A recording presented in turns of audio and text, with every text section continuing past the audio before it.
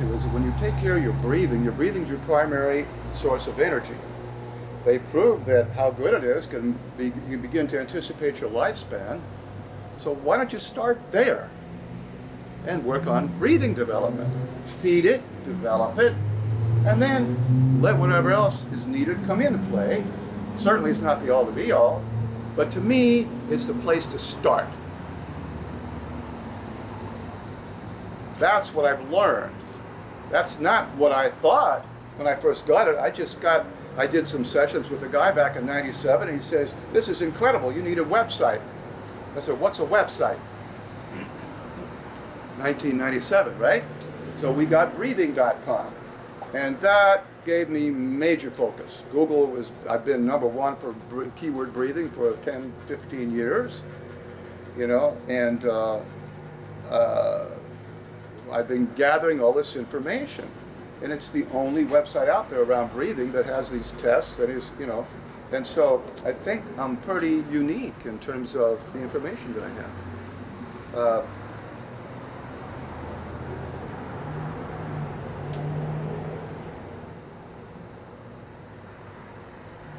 This gets to be edited.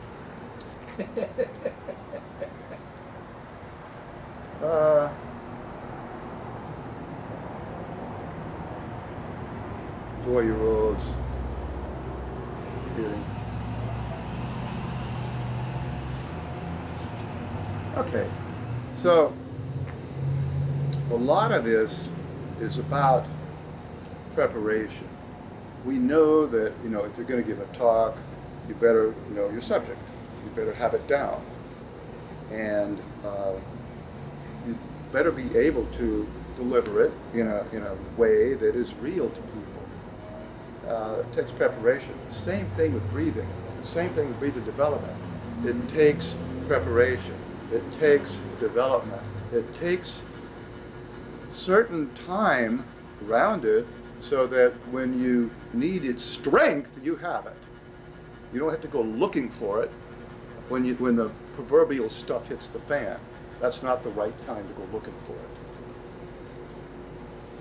Can't find your answers in fact, what's interesting is in terms of anxiety, when you become anxious, your breathing pattern shifts, and it shifts up into high chest. It shifts up into fight or flight.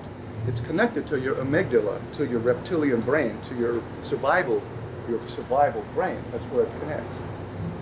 And you basically have very few options: run, fight, flight, free, fake it, fumble, stumble, mumble, something, that is an aberrant of what you really want to accomplish. So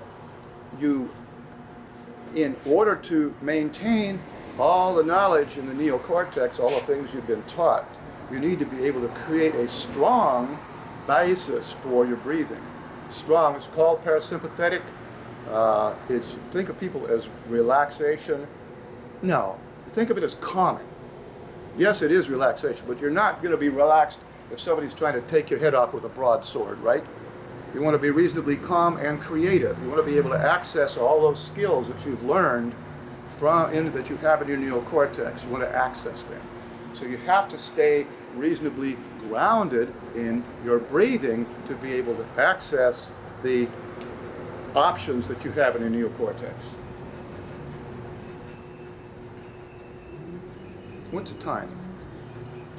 12:30. How much time do I have left? As long as you need. That reminds me, this guy comes up and he says to his friend of his, he says, "I got this $30,000 hearing aid, and I can hear incredibly well with it." The guy says, "What kind is it?" He says, 12 o'clock. I was the guy. Except I have an implant here, and it's removable up there. So,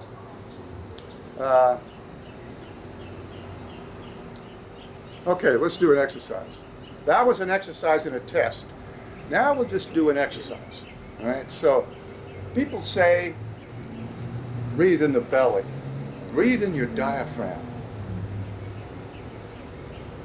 Most people don't have a clue what that is, or they have the wrong idea about what it is. Breathe abdominally. The issue with that, well, first let's just do the exercise and I'll explain it. All right? So I want you to take you can sit and do this. Take your thumbs. All right? Stick them in your kidneys. Wrap your fingers around towards your belly. Now, I want you to breathe in, and with the strength of your breathing, widen your fingers and thumbs against their will. Breathe in, with the strength of your breathing, widen your fingers and thumbs against their will.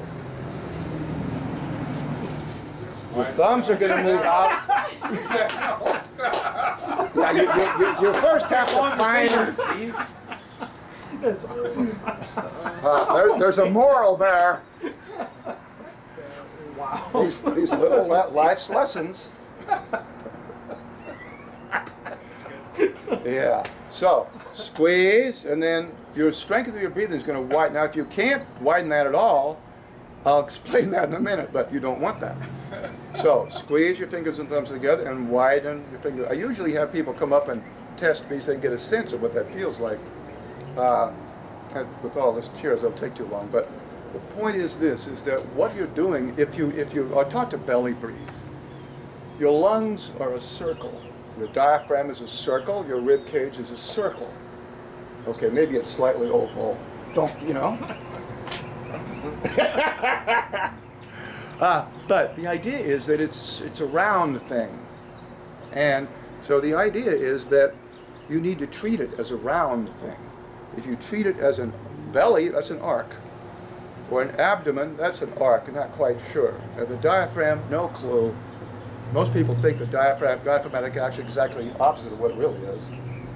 But so the idea is to get a sense, a kinesthetic sense of what breathing down into the parasympathetic area feels like.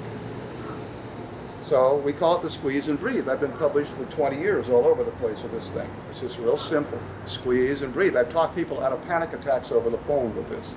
You can too. But you have to be very careful about repeating what you need to repeat. So this is one of the exercises in the breathing kit that I have. I hope you all someday get a breathing kit. I'm not here to peddle it today, but I'm here to try to inspire you to study breathing, get more conscious about it, understand it better. So this is called a squeeze and breathe, and it basically gets you down into the closer to the core, closer. Your core is really your crotch in terms of breathing. If you were into martial arts, it might be the bottom of your feet, but that's a little esoteric and that's a little too far away from where you really need to focus on first. All right, so, and yeah, I've studied Tai Chi and Qigong and Pranayama and operatic voice and just anything to do with breathing, anything whatsoever to do with breathing for the last 25 years. So, with this, we begin to get people into a sense of where they should begin to feel it. Where breathing, what I say is the taste of chocolate. You can't tell someone what chocolate tastes like. They have to taste it. You cannot tell someone about breathing. They have to experience it. It has to be that way. Experience it. And if they don't know what to do, people can tell them anything. And if it makes them feel a little bit better, then they're going to believe that that's correct. And I work with a lot of people that have been told the wrong things. And so they've learned these breathing patterns that are out of balance. And your nervous system is driven by your breathing. And it's driven somewhere between a blind 3-year-old child at the wheel of a fast-moving bus in traffic, or a skilled race car driver out the Concord Speedway going 200 miles an hour round. And I ran into one of the drivers in San Rafael in the hot tub motel, and he was Bud Moyer. He's got 3 records in the Formula One. Ferrari, he drives Ferrari. They give him Ferraris. And he drives them. He's up in his 60s. He talked about breathing. Very enlightening. Very interesting conversation. So this is the beginning. This is the beginning of an introduction to breathing, and I hope it inspires you to learn more. And if you have health challenges, or if you don't want to have health challenges, then I'd like to work with you a little bit. And I'm pretty quick, and we usually have a lot of fun. So, test exercises. In the kit, there's about 40 exercises. And they deal with, and there's only a couple of them from Qigong and Tai Chi, and one of them from Pranayama, because I'm focusing on breathing. I don't have an agenda, a spiritual agenda, or a modality agenda. Breathing is my agenda. And so, chest breathing, belly breathing, side breathing, back breathing, down, out, in, strength, focus, projection, whatever it is that's part of breathing is what I teach, what I study, what I learn, and I'm always learning something new. It's cool. It's a big subject. So I just want to thank you guys for showing up and giving me the opportunity to video this, and I'm here for you if you need me. Thank you. Are there any questions for Mike? Yeah, please, yeah. Have you written a book on this? Yeah. Yeah. Did you bring a copy of it?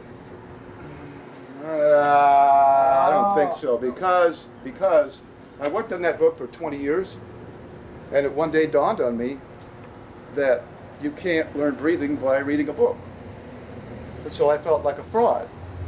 And so what I did was include it in my breathing kit. People want to go into the depth of things. You know, you could read the whole book 25 times and you'll never get what I just showed you. You know, so it's called Secrets of Optimal Breathing. And it was basically my treatise. And it was what I needed to do over it. I probably edited it 50 times. And yeah, it's worth a read.